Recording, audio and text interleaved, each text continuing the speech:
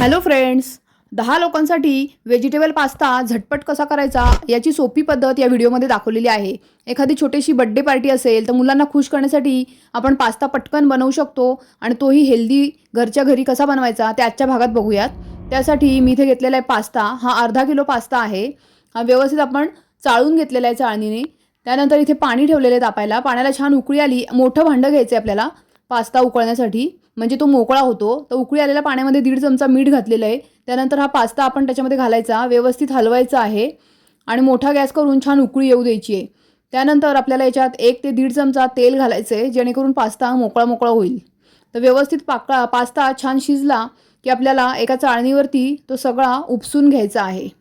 तर फ्रेंड्स, तुम्ही चॅनलवर नवीन असाल तर माझ्या चॅनलला सबस्क्राईब करा। रेसिपी आवडत असेल तर लाईक करा, शेअर करा आणि कमेंट करायला मात्र विसरू नका। तर आपला आता पास्ता शिजलेला आहे। आता आपल्याला हा पास्ता एका चाळणीमध्ये काढून घ्यायचा आहे। त्याच्यावरती थोडंसं थंड पाणी घालायचं आहे आणि वरून थोडंसं 1 चमचा तेल घातलेलं आहे।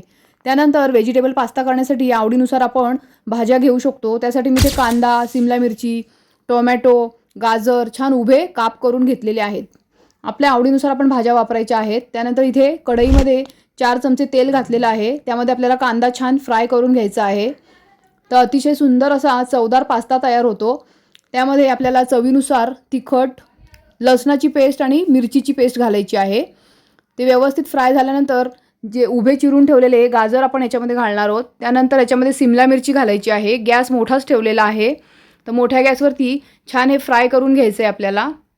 तर एक एक करून स्टेप बाय स्टेप आपण भाज्या याच्यामध्ये घालायच्या आहेत आणि थोडीशी वाफ काढून घ्यायची आहे।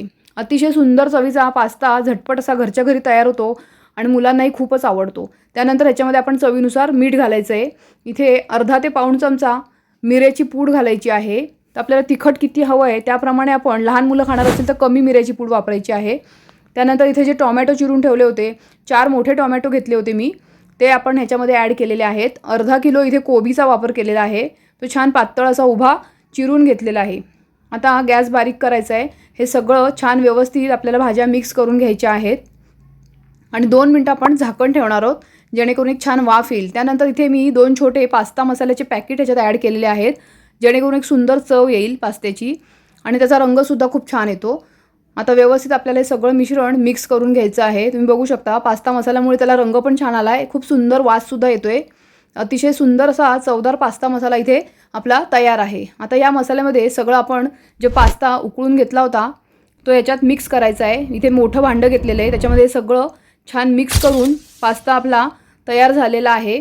तर अशा प्रकारे झटपट अशी रेसिपी आहे, तुम्ही पण एकदा नक्की ट्राय करा। चॅनलवर नवीन असाल तर चॅनलला सबस्क्राईब करा, रेसिपी आवडत असेल तर लाईक करा।